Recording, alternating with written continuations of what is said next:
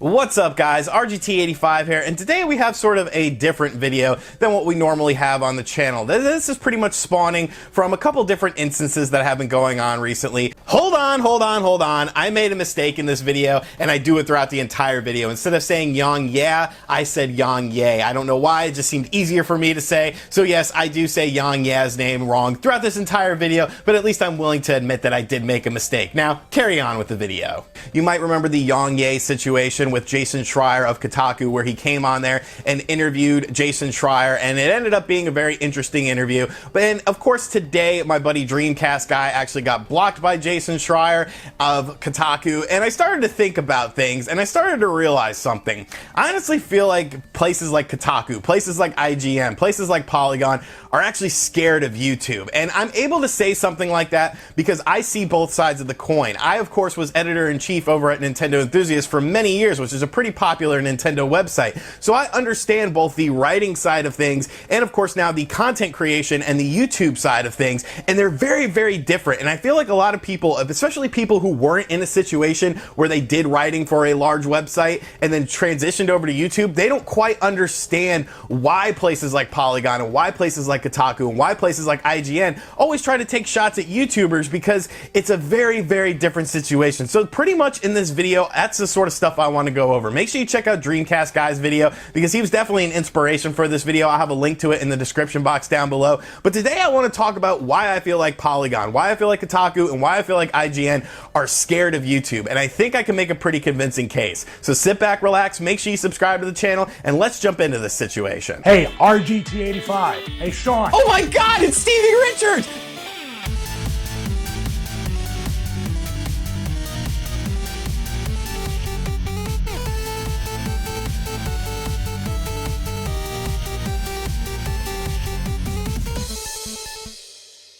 So the video game reporting landscape has definitely changed. If you've been around video games for as long as I have, you've definitely seen very different mediums that have come across as being the main platform for reporting on video games. Back in the day when I was growing up, all you had were video game magazines. You of course had GamePro, EGM, Nintendo Power. And the thing that was special about things like GamePro and EGM and even Nintendo Power were how you sort of connected with individual writers, because individual writers had their own personalities and their own sort of identities within these magazines. You didn't have video game news and information coming at you every day. You had it coming in once a month, and that was all you really got. That's how you got all your information, like reviews and news and previews for video games, was simply through these magazines. And what ended up happening was, of course, as the print media started to phase out and the rise of the internet started to happen, I think one thing that really got lost in translation is the fact that you didn't have the same sort of individuals that you identified with anymore. Now, initially you did, places like IGN had their staple people, but when this sort of shift in how video game information was given to you from the print magazines to the websites, you ended up having a lot more content constantly churning out. So you had to have things like bigger staffs, and you had to have people constantly on top of news and on top of previews and on top of reviews with embargoes, because everyone's sort of fighting for this own sort of space within the video game world. So as time has gone on, people just constantly get shuffled out. People constantly get replaced. So you're not getting that same personalized touch. You're not getting that same feeling that you got with video game magazines. You knew who was going to be writing in GamePro and EGM that month. You knew whose reviews you liked. You knew whose opinions you liked. So you identified with those people. But with the shift to the online world, you really started to lose that sort of identity. And I feel like that's sort of a reason why YouTube has been so successful, especially in the past, 3 to 4 years, as far as video game reporting, video game journalism, and video game reviews are concerned, because you're getting that touch back. Now, like I said, I, of course, was editor-in-chief over at Nintendo Enthusiast, and with my time there, I always thought that's what I wanted to do, work for a place like IGN, work for a place like Kotaku or Polygon, any sort of big video game website where I can make a living off of it. That was kind of my dream. I think that was a lot of people's dreams when they first started, writing for a website or making crappy YouTube videos. I think that's what a lot of people wanted to do. They wanted to do this full time. But working for a website as opposed to being an individual on YouTube are two very, they're apples and oranges. Because what ends up happening with a website is, yes, although I was editor-in-chief, it was not my website. All the views were not indicative of me. There was obviously a writing staff, and there's obviously people who are writing reviews and writing news. And there were a lot of times where, a story would come along and I would wouldn't want to report on it because I didn't like it or I didn't think it was worth reporting on, but someone would want to report on it. And then you'd sort of butt heads, because what ends up happening is if people are identifying with certain individuals on this website, they pretty much assimilate all that content that comes out of there to be with that person. So if a Nintendo enthusiast runs a story on, Mario sucks and he should go away and die, like, people would probably look at me and be like, why would you think that Mario sucks and he should go away and die? And it's like, no, it's not indicative of me. I'm just sort of the one that you see on the YouTube videos, and I'm the one that talks a lot on social media. There's tons of other people that work for the website. So when you do YouTube, you start to realize that you're the master of your own domain. You are the person in the spotlight. You are the person in charge of what goes up on your channel. So you have a lot more control. And that's one of the things that I think places like IGN, places like Kotaku and Polygon fear, is the whole control aspect of it, because you're not answering for a whole team anymore. All you're answering for is the individual. If I make a mistake, if I make a video, then I don't like it, or I say something wrong in it, it's all on me. It's not spanning into a bunch of different people like it would be if you're working for a big website. And of course, when you're working for a big website, you can't just simply type up whatever you want and then send it off. You have to have editors proof it. You have to have people look after it and look over what you're saying. So there could be some sort of changes done to your work, and then does it even become your work? It's your work initially, but it's been changed. Now, one of the big things that's been going on has to be involving Jason Schreier. Now, I personally have no qualms with Jason Schreier. We've actually had a little debate back and forth on Twitter as recently as of yesterday about Super Smash Brothers. But Jason has sort of been, I think, the antithesis of this sort of disconnect between mainstream gaming websites and YouTubers, because he, of course, went on Yang Ye's channel and they did a very interesting interview. And whether you agreed with what Jason said or disagreed with what Jason said, that was the whole point of the interview, was to get two different perspectives. Of course, Yang Ye is a very interesting YouTuber. He does video game news, and he's just literally a guy that sits at his computer, talks about the video game news, sort of breaks it down, and then shares his thoughts on it. But what ended up happening stemming from that interview was that Jason actually sort of went on the defensive, because a lot of people sided with Yang Ye on this situation during the debate, and he just said some really crazy stuff. He actually went on the defensive and attacked Yang Ye on Twitter about the comments that were left on the video, because there were a lot of,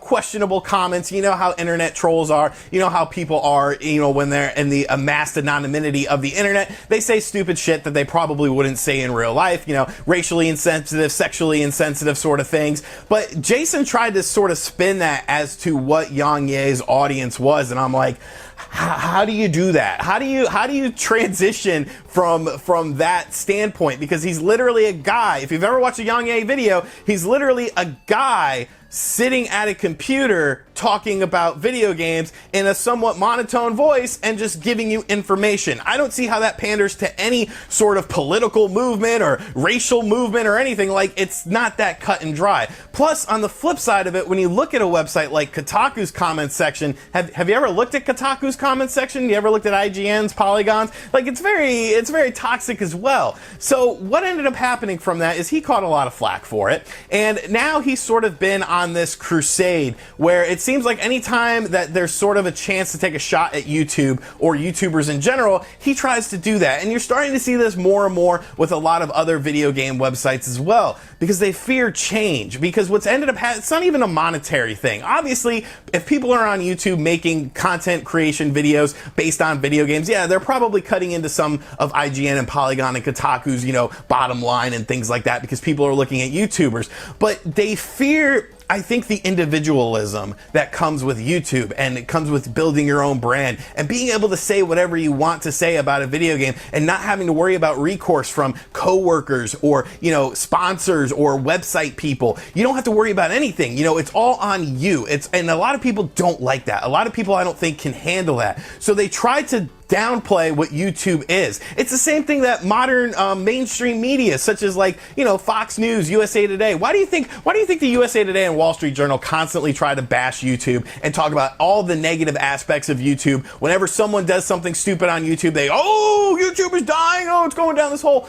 Because they're afraid of it. They are afraid of change. YouTube has really brought on this creative identity. You could watch one of my news videos and you could watch one of Spawnwave's news videos. We could talk about the exact same topic. We have done this many times. There have been times where I've uploaded a video and then an hour later he does one. And there's times when it's been vice versa. But you're always going to get two different perspectives on it because we're two different individuals with two different identities and two different brands. We're not under a YouTube brand. We're not under a Kotaku brand. We're not under an IGN. We're not under a Polygon. It's just representative of us. So because of things like that, I really feel like mainstream gaming media is sort of scrambling. They don't know how to counteract this. Even when you look at, places like IGN's YouTube channel, it's just a bunch of faces. You're not really identifying with people nearly as much as you're identifying with individual YouTubers. So I honestly feel like places like Kotaku, IGN, and Polygon are afraid of YouTube. And I could definitely see why, because just like when video game magazines went from magazines to websites, there's another shift coming and they're not quite sure how to react to it. In my personal opinion, I think there's enough space for everyone. There's always going to be people who would rather read something or go to a website than listen to some, 30-year-old idiot babble about video games. And I totally get that. That's totally cool. But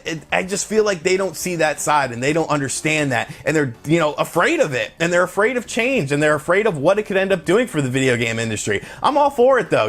I think the more the merrier, the more people talking about a subject, the more positive or negative it can be, and the more change you could see. But I just wanted to I know I kind of rambled in this video and probably went all over the place, but I feel like I got my point across in a decent enough manner. There's definitely a change coming in how video games are talked about and reported on and reviewed, and I feel like the mainstream media websites are definitely afraid of it. But let me know what you think of this in the comments section down below. Once again, make sure you guys go check out Dreamcast Guy's video because he was sort of an inspiration for this. I was eating a tuna sandwich and I was thinking about his video and I was like, I could probably add some insight into this. And as always, thank you for checking out this channel. If you're new, make sure you subscribe and turn on notifications. And as always, I will catch you guys on the next video. Later.